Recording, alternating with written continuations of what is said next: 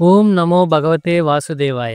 ఈరోజు మనం శ్రీమద్ భగవద్గీతలోని 5వ అధ్యాయమైన కర్మ సన్యాస యోగం గురించి కథారూపంలో తెలుసుకోబోతున్నాం. ఈ అధ్యాయంలో ముఖ్యంగా కర్మ సన్యాస యోగాలలో ఏది గొప్పది, యోగి లక్షణాలేమిటి, సమదర్శన యోగం అంటే ఏమిటి, నిజమైన సుఖం ఎలా ఉంటుంది అనే విషయాల గురించి వివరంగా తెలుసుకోబోతున్నాం. వీడియోలోకి వెళ్లే ముందు వీడియోని లైక్ చేసి జై శ్రీకృష్ణ అని కామెంట్ చేయండి. ఇలా చేయడం వల్ల మన వీడియోస్ ఎక్కువ మందికి రీచ్ అవుతాయి. ఈ చిన్న హెల్ప్ చేస్తారని నమ్ముతున్నాను. Thank you for your support. ఇంకెందుకు ఆలస్యం, వెంటనే వీడియోలోకి వెళ్ళిపోదాం. అర్జునుడు భగవంతుణ్ణి ఇలా అడుగుతున్నాడు, కృష్ణ, ఒకసారి కర్మ సన్యాసం అనగా పనులు చేయకుండా ఉండడం గురించి, మరొకసారి కర్మయోగం అనగా పనులు చేయడం గురించి గొప్పగా చెప్తున్నావు. అసలు ఈ రెండింటిలో నాకు ఏది మంచి చేస్తుందో అది స్పష్టంగా చెప్పు. అప్పుడు భగవంతుడు ఇలా చెప్తున్నాడు, అర్జున, కర్మ సన్యాసం మరియు కర్మయోగం అనే ఈ రెండు మార్గాలు చాలా మంచి ఫలితాలను ఇస్తాయి. కానీ ఈ రెండింటిలో కర్మ సన్యాసం కంటే కర్మయోగం గొప్పది. ఎవరినీ ద్వేషించని, దేనిని కోరుకోని వాణ్ణి ఎప్పుడూ సన్యాసిగానే తెలుసుకో. ఎందుకంటే ఇష్టం అయిష్టం వంటి జంట భావాలను దాటినవాడు సులభంగా సంసార బాధల నుండి విడుదల అవుతాడు. కొంతమంది తెలివి తక్కువ వాళ్ళు కర్మ సన్యాసం కర్మయోగం వేరువేరు అని చెప్తుంటారు. కానీ తెలివైన వాళ్ళు అలా అనరు. ఎందుకంటే ఆ రెండింటిలో ఏ ఒక్కదాన్ని సరిగ్గా చేసినా ఆ రెండింటి ఫలితమైన పరమాత్మను పొందుతాడు. జ్ఞానం ద్వారా ఎలా అయితే మోక్షం పొందుతారో అలానే కర్మలు చేయడం ద్వారా కూడా మోక్షం పొందుతారు. జ్ఞానం కర్మలు ఒకటే అని చూసేవాడే నిజమైన జ్ఞాని. కానీ అర్జున, కర్మయోగం తెలియకుండా మనసు, ఇంద్రియాలు, శరీరం ద్వారా జరిగే కర్మలన్నింటినీ సన్యాసించడం కష్టం. భగవంతుడు రూపాన్ని ఎప్పుడూ మనసులో తలుచుకునే కర్మయోగి పరబ్రహ్మ అయిన పరమాత్మను త్వరగా పొందగలడు.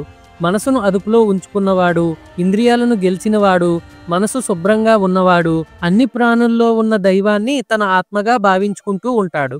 అతను కర్మలు చేస్తున్నప్పటికీ వాటి వల్ల బాధించబడడు. నిజమైన జ్ఞానం ఉన్న యోగి చూస్తూ, వింటూ, తాకుతూ, వాసన చూస్తూ, తింటూ, నడుస్తూ, నిద్రిస్తూ, శ్వాస పనులు చేస్తూ, మాట్లాడుతూ, గ్రహిస్తూ, కళ్ళు తెరుస్తూ, మూస్తూ ఉన్నప్పటికీ, ఇంద్రియాలు తమ పనులు చేస్తున్నప్పటికీ తాము ఏమీ చేయడం లేదని భావిస్తాడు. కర్మలన్నింటినీ భగవంతుడికి అప్పగించి ఫలితం ఆశించకుండా కర్మలను చేసేవాడిని తామరాకుపై నీటిబొట్టు అంటనట్లు పాపాలు అంటవు. కర్మయోగులు కోరికలను వదిలిపెట్టి కేవలం ఇంద్రియాలు, మనస్సు, బుద్ధి, శరీరాల ద్వారా మనసు శుభ్రం అవ్వడం కోసమే పనులు చేస్తారు. ఫలితం ఆశించని కర్మయోగి కర్మ ఫలితాలను వదిలిపెట్టి శాంతిని పొందుతాడు. ఎవరైతే కర్మల ఫలితాలపై ఆసక్తితో, కోరికలతో పనులు చేస్తారో వారు బాధించబడతారు. మనసును అదుపులో ఉంచుకొని పనులను చేయకుండా నవరంధ్రాలు ఉన్న ఈ శరీరంలో అన్ని కర్మలను మనసుతో వదిలేసి దేవుడిపై మనసు నిలిపి సుఖాన్ని అనుభవిస్తాడు. అసలు పరమేశ్వరుడు మనుషుల పాపాలలో గాని పుణ్యాల్లో గాని పాలు పంచుకోడు. జ్ఞానం అజ్ఞానం వల్ల కప్పబడి ఉండటం వల్ల జీవులు మోహంలో పడుతున్నారు. కానీ వారి అజ్ఞానం దైవజ్ఞానం పొందడం ద్వారా తొలగిపోతుంది. అప్పుడు వారిలో జ్ఞానం సూర్యుడిలా ప్రకాశిస్తుంది. భగవంతుడి యందే ఎప్పుడూ మనస్సు, బుద్ధి కలిగిన వారై, జ్ఞాన సాధనతో పాపం లేనివారై, పునర్జన్మ లేనివారై పరమగతిని పొందుతారు. జ్ఞానులు చదువు, వినయం ఉన్న పండితుణ్ణి, ఆవు, ఏనుగు, కుక్క మొదలైన జంతువులను, చండాలుడిని కూడా సమానంగా చూస్తారు. ఎవరి మనసు సమాన భావంతో ఉంటుందో వారు ఈ జన్మలోనే మొత్తం ప్రపంచాన్ని గెలిచిన వాళ్ళు అవుతారు. పరమాత్మ ఎలాంటి లోపం లేనివాడు, అందరినీ సమానంగా చూసేవాడు. జ్ఞానులు సచితానంద స్వరూపుడైన పరమాత్మ యందు స్థిరంగా ఉంటారు. కాబట్టి వారు 3 గుణాలు అయిన సత్వ, రజో, తమో గుణాలకు అతీతులు మరియు బతికి ఉండగానే మోక్షం పొందినవారు. లాభం వచ్చినప్పుడు పొంగిపోనివాడు, నష్టం వచ్చినప్పుడు బాధపడనివాడు, స్థిరమైన బుద్ధి ఉన్నవాడు, మోహానికి లోను కానివాడు అయిన బ్రహ్మజ్ఞాని పరమాత్మ యందు ఎల్లప్పుడూ ఒకే భావంతో ఉంటాడు. ప్రపంచ విషయాలపై ఆసక్తి లేకుండా ఆత్మస్థితిని పొంది సుఖాన్ని పొందుతూ ఎల్లప్పుడూ ధ్యానంలో ఉంటాడు. పరమాత్మను ధ్యానించడం వల్ల అతడు అంతులేని ఆనందాన్ని అనుభవిస్తాడు. ఇంద్రియాల ద్వారా దొరికే సుఖాలు బాగున్నట్లు అనిపించినా అవి ఖచ్చితంగా దుఃఖానికి కారణమవుతాయి. అవి ఆది అంతము ఉన్నవి, అంటే అవి శాశ్వతం కాదు. కాబట్టి అర్జున, తెలివైనవాడు వాటిపై ఆసక్తి చూపడు. ఈ శరీరాన్ని వదిలేయక ముందే కోరిక, కోపం, ఆవేశాలను అదుపులో ఉంచుకోగలిగిన సాధకుడే నిజమైన సుఖాన్ని పొందేవాడు మరియు యోగి.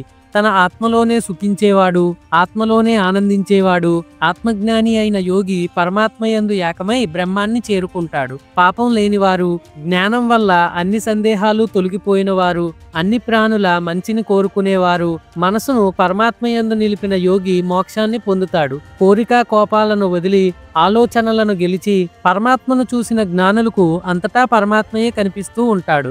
బయట విషయాల గురించి ఆలోచించకుండా వాటిని వదిలేసి దృష్టిని కనుబొమ్మల మధ్య స్థిరంగా నిలిపి ముక్కులో ప్రసరించే ప్రాణవాయువును సమంగా ఉంచాలి. ఈ పనుల ప్రభావం వల్ల మనసు, బుద్ధి, ఇంద్రియాలు సాధకుడి అదుపులోకి వస్తాయి. ఇలాంటి సాధన ద్వారా మోక్షం కోరే ముని ఎప్పుడూ ముక్తిని పొందుతాడు. భగవంతుడు యజ్ఞానికి, తపస్సునకు ఫలితం ఇచ్చేవాడు. మొత్తం లోకానికి అధిపతి. ఆ భగవంతుణ్ణి అన్ని ప్రాణులకు ఆప్తుడిగా తెలుసుకున్న జ్ఞాని గొప్ప శాంతిని పొందుతాడు. ఈ విధంగా శ్రీమద్ భగవద్గీతలోని 5వ అధ్యాయమైన కర్మ సన్యాస యోగం ముగిసింది. కంటెంట్ నచ్చినట్టయితే లైక్, షేర్ అండ్ కామెంట్ చేయండి. ఇప్పటి వరకు మన ఛానల్ని సబ్స్క్రైబ్ చేసుకోకపోతే తప్పకుండా సబ్స్క్రైబ్ చేసుకోండి. రేపు మరో అధ్యాయంతో మళ్ళీ కలుద్దాం. Stay tune.